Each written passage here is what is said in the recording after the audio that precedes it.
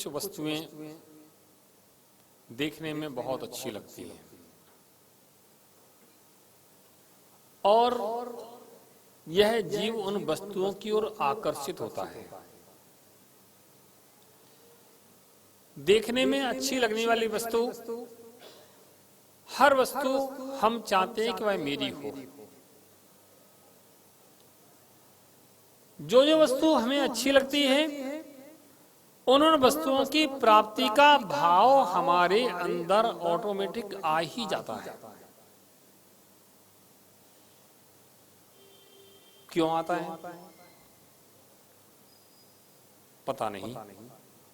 ये लगता है कि वस्तु अच्छी है, ये मुझे मिल जाए, ये मेरे काम आ जाए।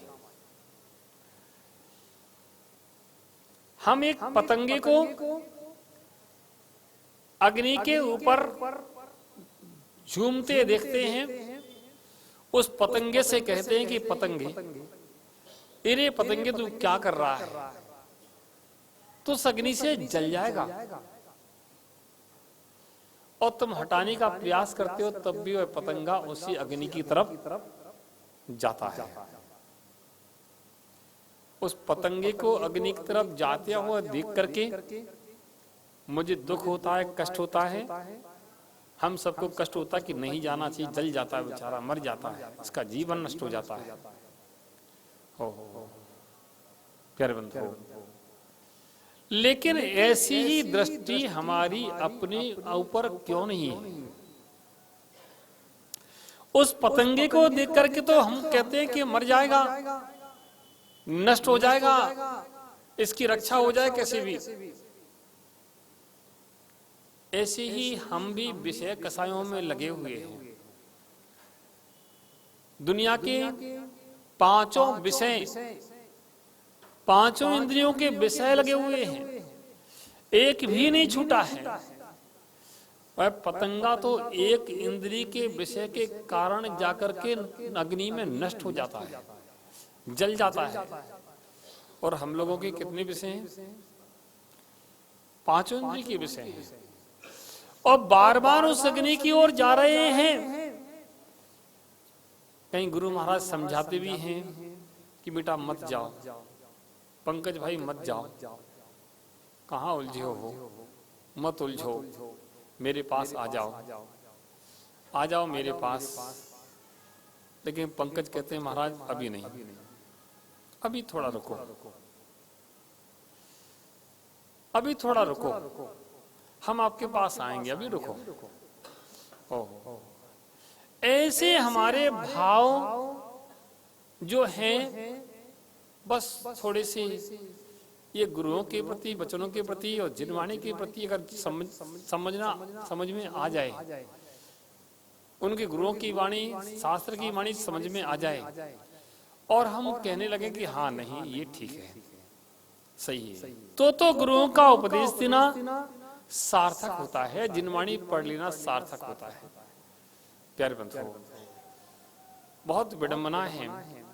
दूसरों को देख करके तो मुझे दुख हो सकता है कि नदी में गिर रहा है, कूद रहा है, मर जाएगा, लेकिन हम रोज कूद रहे हैं और अपने आप को नहीं देख पा रहे। आचार्य पूज्यपाद स्वामी इस इष्टोपदेश ग्रंथ में एक कार्य कर देते हैं। आरंभी तापकान प्राप्ता व तृप्ति प्रतिपादिकान अंते सुदस्त्याज्यान कामान कामम कामम ता कामान कामम का सेवते सुधि। आरंभे तापकान प्राप्ता व तृप्ति प्रतिपादिकान अंते सुदस्त्याज्यान कामान कामम का सेवते सुधि। संसार की विषय भोग किस प्रकार के हैं उनका विवेचन यहाँ कर रहे हैं। जिन विषय भोगों के पीछे हम पड़े हैं वे विषय भोग हैं कैसे, ये हमारी दृष्टि में ये भी तो होना चाहिए। आरंभ में कैसे, प्रारंभ में तापकान, संताप देने वाले, आरंभे तापकान, प्रारंभ में संताप देने वाले, प्राप्त हो जाने पर अतृप्ति यानी तृष्णा को बढ़ाने वाले, और अंत में सुस्त जान कामान। बहुत कठिनाई से छूटने योग ये विषय भोग को सुधी। कौन बुद्धिमान का सेवते, कौन इसको बड़ी रुचि से सेवन करता है? जो विषय भोग आरंभ में तापकान यानी बड़ी मुश्किल से प्राप्त होने वाले हैं। इंद्रियों के विषय इतनी आसानी से नहीं मिलते हैं, लोग कितनी कठिनाई से उसको प्राप्त करते हैं। जैसे घर गृहस्थी में लोग हैं, बताओ जो धन कमाया जाता है कि आसानी से कमाया जाता है? कितना श्रम लगता है, कितना मेहनत, कितना श्रम लगता है, कितना दिमाग खर्च करना पड़ता है, पूरा दिन लगे रहना पड़ता है। उसके बाद भी गारंटी नहीं है कि सब तुम्हें मिल जाएगा। गारंटी है क्या? नहीं। जो दिख रहा है अभी मिल जाएगा, पता पड़े कि 1 घंटे बाद वो छूट रहा है, वह नहीं मिल पा रहा है। कई लोग आते हैं, कहते हैं महाराज बड़े परेशान हैं, दुकान नहीं चलती है, 2 लाख रुपए किराया है दुकान का, ग्राहक आते नहीं हैं, 6 महीने हो गए हैं, घाटा देते देते आखिर कब तक घाटा देंगे? महाराज बड़े परेशान हैं। मैं उन्हें समझाता हूँ, बेटा काय को परेशान हो रहा है, मेरे पास आ जाओ, दोनों हाथ से चक्के खाना, आराम से रहना। लेकिन नहीं समझ में आएगी। नहीं महाराज वो सारी बात आपकी सही है, वो सारी बात आपकी सही है, लेकिन अभी मेरे ऊपर जिम्मेदारी है, आप समझा करो, परिवार है, जिम्मेदारी है। हम तो चिंता मत करो, परिवार की जिम्मेदारी भी मेरी, तुम तो आ जाओ, पूरी परिवार की जिम्मेदारी। अरे नहीं महाराज, आपके कहने से क्या होता है, बहुत सारी समस्याएं रहती हैं, आप समझा करो, आप आशीर्वाद दे दो, यही ठीक हो जाए। क्या मल के गड्ढे में कभी सुगंध आती है? क्या मल के गड्ढे में कभी सुगंध आती है? क्या वो मल खाया जाता है? क्या मल खा के पेट भरेगा तुम्हारा? लेकिन हम ऐसा ही सोचते हैं, उस मल के गड्ढे में ही हमें सुगंध दिखती है, उससे ही हमारा पेट भरता है, उससे ही हम तृप्त होना चाहते हैं। प्यारे बंधुओं, ये तृप्ति के साधन नहीं है। इन भोगाकांक्षाओं को आप रोक नहीं सकते हो। इतनी भोगाकांक्षाएं समाप्त होने वाली नहीं है, और इनको प्राप्त करना इतना आसान नहीं है। व्यक्ति इनको प्राप्त करने के लिए क्या क्या नहीं करता है। अपने नगर को, अपने देश को, अपने परिवार को छोड़ करके बाहर रहता है। एक जगह स्थान पर व्यापार नहीं चलता, दूसरी जगह जाता है, तीसरी जगह जाता है, चौथी जगह जाता है, ये करता है, वो करता है, तब जाकर के अपने परिवार का शांति से पालन पोषण कहीं कर पाता है। वो भी शांति से नहीं कर पाता, वो तो कितनी उठापटक करता है। उसके बाद थोड़ा सा भोजन करने को मिल जाता है, और वो एक दिन अच्छा भोजन मिल जाए, आज शांति मिल गई, अच्छा पानी पीने मिल जाए, शांति मिल गई। अग्नि के गड्ढे में थोड़ा सा पानी का छींटा मिल जाए तो शांति नहीं मिलती है। अग्नि के गड्ढे में जिसमें तुम जल रहे हो, कहीं थोड़ी सी अग्नि मंद हो जाती है तो तुम्हें लगता है कि अब शांति मिल गई। वो अग्नि मंद हुई है, फिर भड़केगी। वो तो ये संसार की अग्नि है, ये ताप कभी समाप्त नहीं होगा, ये तो कम ज्यादा होता रहेगा। थोड़ा कम हो जाता तुम शांति का अनुभव करते हो। प्यारे बंधुओं, ऐसे संसार में सब प्राणी जल रहे हैं, दुख उठा रहे हैं, और बार बार भी उसी को उठाने के, दुख उठाने की तरफ दौड़ रहे हैं। आरंभे तापकान प्राप्त, तृप्तिवत का और अतृप्ति, उसकी तृप्ति नहीं होती। किसी से कह दिया जाए कि चलो ठीक है तुम्हारी इच्छा ऐसा कर लो, उसके बाद बस सब बंद, अब नहीं करना आगे, नहीं, वह मन भरने वाला नहीं, मन तृप्त होने वाला नहीं, मन बार बार आकर्षित होता है। अब किसी से कहा जाए भाई काले भाई नाम है, दूसरा नाम क्या है, नरेंद्र भाई, पता नहीं क्यों काले, गोरे तो तुम हो तो लोग क्यों काले कहते हैं तुमसे, पता नहीं, गोरे को भी लोग काले कह देते हैं, पता नहीं, मुझे बड़ा आश्चर्य लगता है। अच्छा, काले नाम इसलिए रख दिया, ओह कोई बात नहीं। नरेंद्र भाई, अच्छा रसगुल्ला मीठा होता है खट्टा होता है? मीठा होता है। उस रसगुल्ले को खाओ तो कैसा लगता है स्वाद में? अच्छा लगता है, अच्छा लगता है। आप एक काम करो, इतना रसगुल्ला खाओ कि तुम्हारा मन भर जाए। सुबह खाओ, दोपहर खाओ, शाम को खाओ, सुबह खाओ, दोपहर खाओ, शाम को खाओ, एक दिन खाओ, 2 दिन खाओ, 4 खाओ, मन तो भर जाएगा ना कभी। और कुछ मत खाओ, सिर्फ रसगुल्ला खाओ। नहीं, एक दिन में पूरा नहीं भरेगा, तुम दूसरे दिन भी खाओ, तीसरे दिन भी खाओ, और 1 महीने तक लगातार खाओ,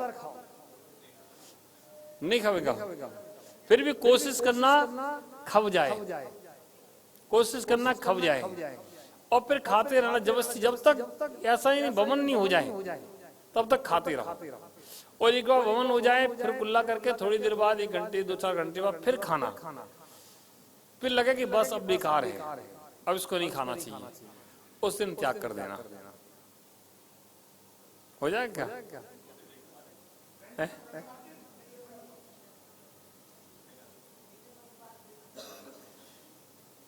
भले त्याग तुम मत करो, तुम्हें जो रसगुल्ला इतना बुरा लग रहा है, 2-4 दिन बाद फिर तुम देखोगे, फिर लगेगा कि इसको 1 पीस तो खाना चाहिए,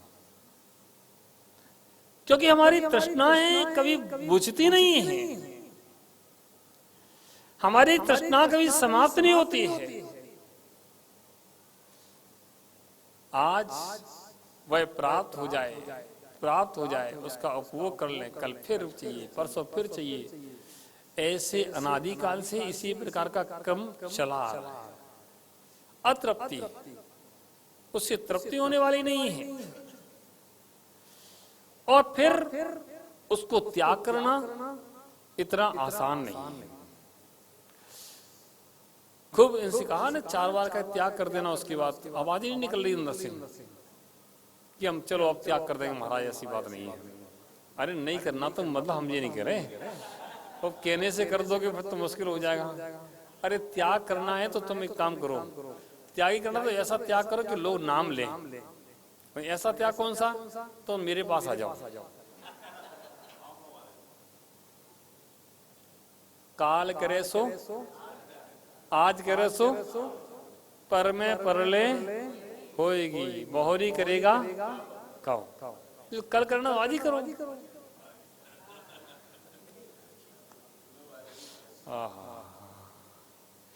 कहने में तो आसान है लेकिन बहुत कठिन है, बहुत। हम बुला नहीं रहे, हम तो सिर्फ देख रहे थे, तुम्हारी बात तुम्हारे सामने बोल रहे हैं। कौन कौन सी जिम्मेदारी मुझे तो बता दो, कौन कौन सी जिम्मेदारी है? बच्चों की जिम्मेदारी मतलब शादी हो जाए उनकी, और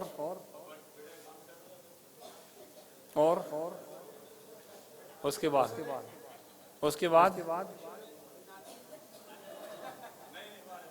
सीमा तो मान लो उसकी, यहाँ तक मत गई, चलो ठीक है, भगवान तुम्हारा भला करे। हो श्रेष्ठ भावना, अच्छी भावना है कि बस महाराज बस थोड़ा सा है, बस ये निबट जाए, बस हमें देख लिया दुनिया। कम से कम ऐसे भाव बन रहे हैं, ये कौन सी छोटी बात है। इस कलिकाल में, इस विषम काल में ऐसे भाव बन जाए तो भी बहुत बड़ी बात है। आचार्य गुणभद्र स्वामी आत्मानुशासन ग्रंथ में बहुत अच्छी बात कहते हैं कि इच्छाओं का गर्त इतना गहरा है कि तुम जितना डालते हो उतना ही वह गहरा होता जाता है। जितना डालोगे उतना ही गहरा होगा। तो किसी ने कहा कि महाराज फिर भरेगा कैसे? तो उन्होंने कहा जितना त्याग करोगे उतना यह भरेगा। यानी जितना इसको डालना बंद कर दोगे, जितना छोड़ना कर बंद करोगे, उतना अपने आप ऊपर भरता जाएगा। क्या सिद्धांत है! दुनिया के गड्ढे तो डालने से भरते हैं, लेकिन ये गड्ढा नहीं डालने से भरता है। प्यारे बंधुओं, ऐसे अच्छे परिणाम हम बनाएं, अच्छे भाव बनाएं और ये भावना करें भगवान, ये संसार के काम भोग आदि जो लगे हैं, जिनके पीछे हम दौड़ रहे हैं, अनादिकाल से जिनके पीछे हमारी दौड़ चल रही है, ये बड़ी मुश्किल में प्राप्त होते हैं और इनसे कभी तृप्ति नहीं होती है और ये इनका त्याग करना इतना आसान नहीं है, बड़ी मुश्किल से छूटने वाले हैं। ऐसे काम भोगों को कौन इच्छा करेगा उनको प्राप्त करने की? ये मुझे मिल जाए, ये मुझे मिल जाए, ये मुझे मिल जाए, मेरा अच्छा मकान बन जाए, मेरी अच्छी दुकान हो जाए। देखो तुम्हारी बात कर रहे हैं, मेरी बेटे की शादी हो जाए। देखो एक सज्जन मेरे पास आते थे कि बस महाराज बेटे की शादी हो जाए और वो काम पर लग जाए, बस मैं सब छोड़ दूंगा, मुझे बस आपके साथ आना है, मेरा भी 2 साल बाद रिटायरमेंट हो जाएगा। तो मैंने ठीक है। अब बच्चे की शादी हो गई, बच्चे की नौकरी लग गई काय में? हॉस्पिटल में, अच्छे स्थान पर पोस्ट में लग गई, नौकरी लग गई बच्चे की, शादी हो गई और उनका रिटायरमेंट भी हो गया।